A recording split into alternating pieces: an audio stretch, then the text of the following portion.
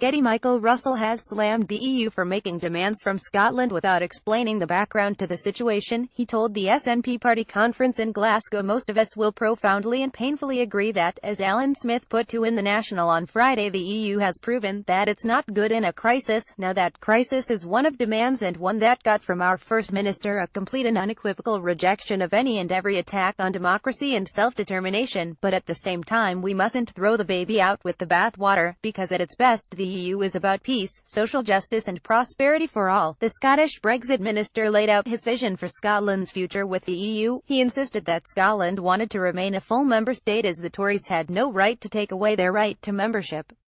The minister also wants to see the UK remain a part of the customs union and single market.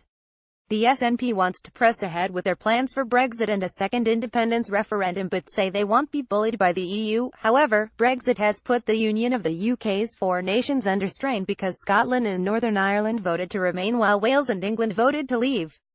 GettyMichael Russell still wants to hold a second vote on independence. The parties are now fighting over what new relationship is needed with the bloc after 40 years of shared trade and politics. It comes as Theresa May has seen her authority over the Conservatives erode since June's snap election, in which she lost her parliamentary majority. First Minister Nicola Sturgeon had originally wanted to hold a second vote on independence sometime between autumn 2018 and the spring of 2019, but reconsidered this after the SNP lost 21 MPs in June's election. But she was clear that having a vote on leaving the UK must remain an option for Scotland, where 62% of voters backed Remain in 2016 so the country could avoid a Brexit disaster. The First Minister said, "Brexit is not a circumstance I want to be in. I think the whole thing is a disaster, and I think it is going to get worse.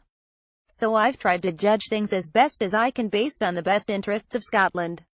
I think we will have to have some clarity towards the end of next year, because the exit point is March 2019 and Europe says, and I think Theresa May accepts this, there will be a period of ratification of whatever has been agreed. I think that is the point, to take a fresh look at it, at timing." With the UK due to leave the European Union in March 2019, Ms. Sturgeon was clear she did not want Scotland to feel as if it's got no options but to accept a bad deal. The First Minister said, "I have a mandate, a hard-won mandate in an election reinforced since then, to give people a choice over our future once we do know the terms of Brexit, whether that is a deal, no deal, or a terrible deal look like. That is the option that has to be there for Scotland. Not to have the inevitability of being taken down a damaging path by Westminster, but to have the option of choosing something different."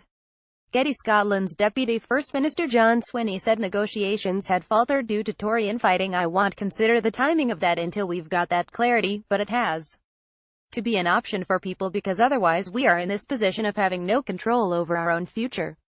Meanwhile, Scotland's Deputy First Minister John Swinney told the conference that the negotiations with Europe had become even more difficult because of the squabbling in the cabinet. Mr. Swinney said that Mrs. May and the Tories were in complete and utter disarray. He said, "Friends, there is chaos on the left and chaos on the right, and through it all the SNP stands firm. We are the one and only party in Scotland that is national in reach, in scope, and in perspective. We are truly the national party of all of Scotland."